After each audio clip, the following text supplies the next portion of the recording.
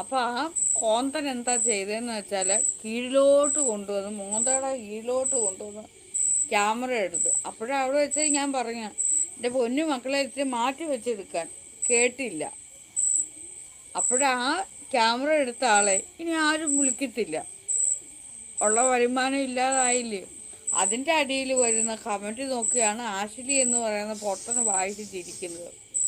ഇത്രയും പ്രായമില്ല, ഇതാണ് ക്യൂട്ട്, ഇവരുടെ മുഖം എന്തിനു കൊള്ളാം, ഇവരെ കാണാൻ കൊള്ളത്തില്ല.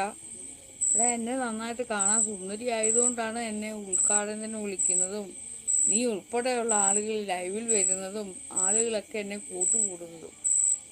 അറിയാവോ? മറ്റൊരു ഉദ്ദേശം എന്തുവായിരുന്നു?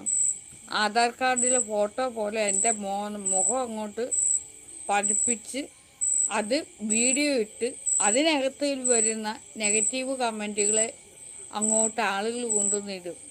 അതങ്ങോട്ട് മൂവായി അതിലൂടെ പൈസ ഉണ്ടാക്കണം. അതേ വേണ്ടിയിരുന്നുള്ളൂ, അവനത് കിട്ടുന്നുണ്ട്.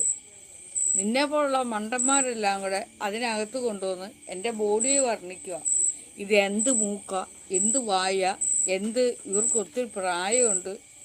മനുഷ്യൻ്റെ ഓരോ കാലഘട്ടത്തിനനുസരിച്ച് പ്രായമുണ്ടാവും. പ്രായമല്ല, മുഖത്തിൻ്റെ രൂപം മാറും. അതൊക്കെ നിന്നോടൊന്നും പറഞ്ഞിട്ട് കാര്യമില്ല. കാരണം നീയൊക്കെ ഇത്രമാത്രം ചിന്തിക്കാനുള്ള ചിന്താശേഷിയില്ല.